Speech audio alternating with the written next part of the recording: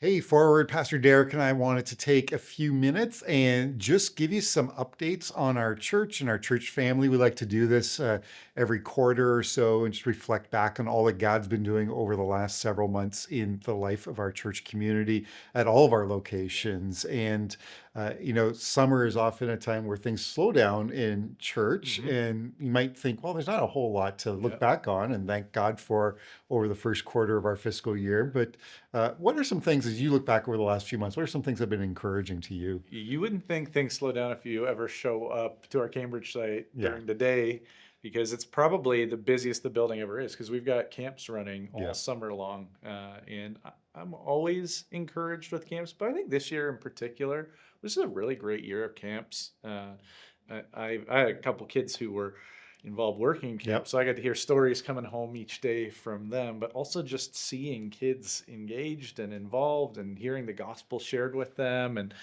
I know that we've had some stories of kids from both our Club Forward and our Camp Forward yeah, families showing up on Sunday mornings yep, now, and that's part of what our goal is in that, is to yeah, be a bridge. So that sticks out to me. yeah, Yep. yeah. I agree. It, Summer camp season was great this year, and that always leads us right into September. hmm And even going into September, seeing how many of the ministries have gotten off to such great starts and what Yeah. God's been doing. I was looking back, in the summer, we saw 7 people baptized Yeah. in the life of our church. We launched Alpha this fall in 3 of our Yeah. locations, actually four, Four. all All four, four. all All four. four. So we have, between all four, Yeah. we have over 70 people Yeah. who have signed up to be part of Alpha this fall, Yeah. which is just awesome to see. Uh, Even looking at our worship service Yeah. attendance over the summer Yeah. months, because sometimes summer Yeah. is a bit of a dip, but even compared to last year, in person between all of our locations, we're up like Yeah. 17% compared to a year And we've ago. seen that carry into this fall too, Yeah, as we enter in. And I've seen it. You see a big bump. We launched our Brant site, and we yeah, said goodbye to a bunch of yeah, families and a bunch of kids. yeah. And yet our kids ministry is busier than ever up It there when is. you go up and visit. There was a couple Sundays ago where I looked at kids ministry for all of our 3 locations that have kids Yeah. ministry, so Brant and Kitchener and Cambridge, and we were sitting at about 240 kids that Sunday between those 3 locations, Okay. Wow. which was It's a lot of wild. It was kids. a lot of kids to think about, but it's not just in our kids, even in our youth ministry. Yeah. We've seen incredible growth in Kitchener in Yeah. our youth Yeah. ministry. Unbelievable. Uh, I think they had like they 21 had kids just over there 20 kids this past last week. week. Yeah. Yeah, and it's amazing. We've had over 140 different teenagers already connect with Amazing. our youth ministry this fall, Yeah. which is awesome And to I know we had see. our biggest young adults event We that had our we've had biggest young, too. so God's moving in these ages. Like we had almost 50 young adults out to our launch for our young adults Yeah. ministry this fall. So God's just working in some really great and crazy ways as Yeah. he's bringing people together. Another real encouragement. We just finished preaching through our series talking about the love God, love Yeah. others, serve the world. And I just want to encourage you, church. We have over almost 700 different adults and youth who are either in a discipleship group or on a serve Yeah. team or both in the life of our So church, it's awesome. which is just awesome to be able to Yeah. see all these people connecting in deeper ways for their Yeah. discipleship journey. Uh, And we're seeing growth at all of our locations. I know you kind yeah, of talked about that's really encouraging to see that in all of our physical locations, Cambridge, Brant, and Kitchener, we are seeing growth take we place. are. And both growth in terms of numbers and growth Yep. in terms of spiritual formation. Yeah. And that's what we want to see, Yeah. right? We want to see people growing as disciples and disciples who are making more disciples of Jesus. And that's the Yeah. kind of thing Yeah. that we're watching God do throughout the life of our church. And also a shout out to our Arabic congregation Yeah. who just celebrated their They first did. Yeah. anniversary and all that God's been doing there. I know they had a big They celebration this did. past Sunday Yeah. night, and it was great to see some pictures from that Yeah. celebration. And I know Pastor Khalil's been really excited about what God's been doing Yeah. through that Yeah. as well. As you think back, we often talk about all the things we're excited about. Yeah. Are there any areas of concern that you have that we can maybe be asking the church to be praying about? Yeah, I think one of the things that you always see in periods of growth, and the greater the growth, the more this tends to be present, is that the devil doesn't like it, Hmm. right? And I think when you're on kind of on the inside, you see lots of different ways where the devil's just at work in people's lives, trying to inhibit what God is wanting to do, and Hmm. in the life of the church as a whole. And so it's just a time where I don't think there's something in particular that I would point out to, but just being very aware of where the devil might want to step in and cause disunity Hmm. amongst God's people, where he steps in and tries to discourage. Hmm. I think we're seeing some increased pressure on marriages and Hmm. families, which is kind of a constant reality because the devil's always attacking Yep. in those places. But definitely seeing all of that, and just the reminder for us to be praying for one another. Yes. That's part of what we do as a church. We pray for one another, we pray for our church, and we support and encourage one another, right? Yeah. I would add to that, I think that there's also an extra pressure on busyness Yeah. and discouragement for a lot of people, and people just trying to kind of make ends meet, trying to make For their way sure. through things. Yeah. The busyness really jumps out at me because I know there are a number of people in our church. We have a lot of new believers. We have a lot of marriages that are Hmm. struggling. We have a lot of people who are grieving losses in their life. And I look at some things, some ministry opportunities we have for people in all three of those areas, and I go, I know there's way more Right. people who could be signing up for Yeah. these things than Yeah. are. And so one of my concerns is that we don't allow the priorities and busyness of our culture and our world to drown out the calling of our good shepherd to keep growing in our spiritual journey, to keep pressing into the things that God wants to do in our Yeah. souls and forming us to be more like Christ. And I know we've talked about this one as well, but we continue to have challenges in all of our facilities, and most particularly probably right now with our Brant Yeah. facility that we've seen such significant growth since we launched that we just really need to figure out how to accommodate more people to be able to come in, right? Because that's why we launched. We didn't just launch so that a bunch of Christians could meet closer to home, but so that the church could be present in a place where people Yeah. need to come to Jesus. Yeah.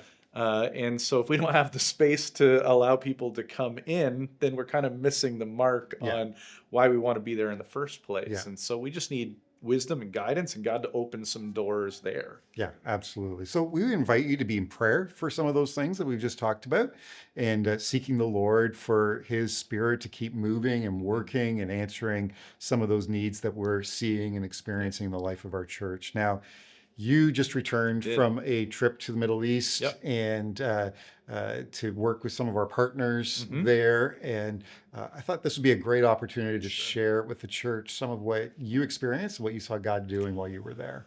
Yeah, if you were here on Sunday, I got to share a few stories of just some of the groups, some of the things that I got to see.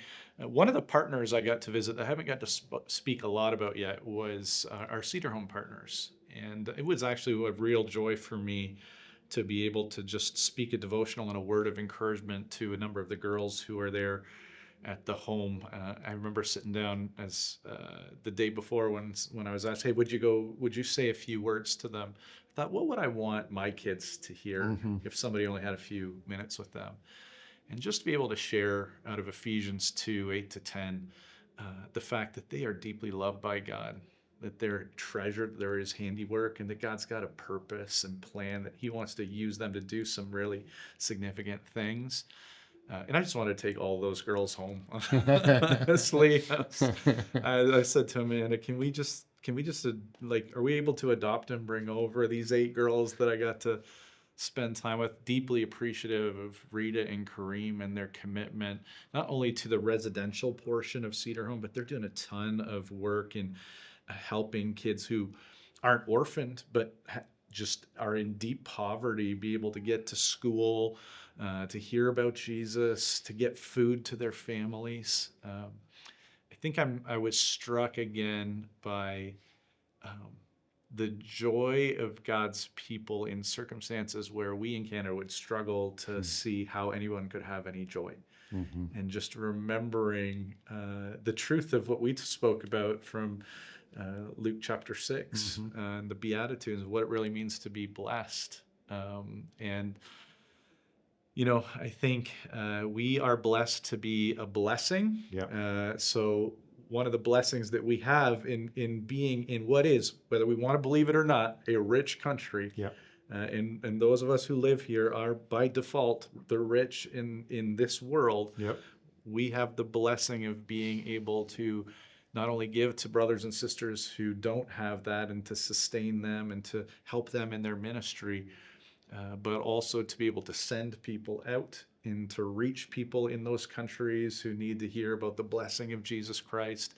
And we can't neglect to use the resources God has given us to be a blessing to the world. Yeah, absolutely. And so that's one of the things we're just grateful to the Lord for, that as you give to the Lord through Forward, you're helping to support works and ministries like Cedar Home in Lebanon and the work that they're doing to help kids in that environment.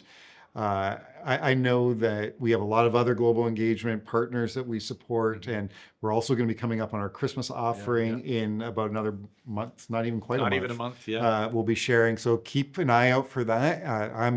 I know we're both really excited about this year's Christmas offering and the things that God's put in front of us as a church, opportunities to bless people around the world in different ways. So keep your eye out for that. I wanted to also give you, church, a couple of other updates, just so you're aware. Derek mentioned our needs in Brant for a facility, and so be praying for that need.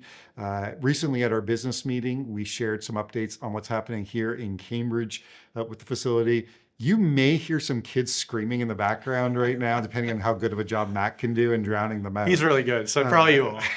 But there are, right now as we speak, there are like 1,500 kids. Yeah, it's a madhouse in there. In our auditorium, and they are from French-speaking schools, or I think not even. I think it's just French classes. It's just French classes from all over the region.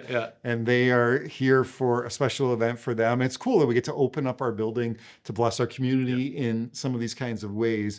But as you know, we're working towards some renovations here in Cambridge. And also we have made the decision around selling a portion of our back property to help pay for those. The process where we're at right now, real quick, is the land sale is going to probably go up on the market in the next few months. There's a whole bunch of behind the scenes work that's happening right now to prepare for that. But we also know that the market's pretty slow right now. And so it might take some time to sell the land, might take a little while before we see some finances from the sale of land. So we are looking at splitting the construction part of the renovations into two phases. So the construction is the front entrance, skylight area, and then the back entrance, new kids entrance at the back of the building. So we're looking at starting, hopefully, Lord willing, next summer with the front entrance skylight area. And then the following summer, being able to move into doing the back entrance of the building as well. All that is dependent on finances coming through.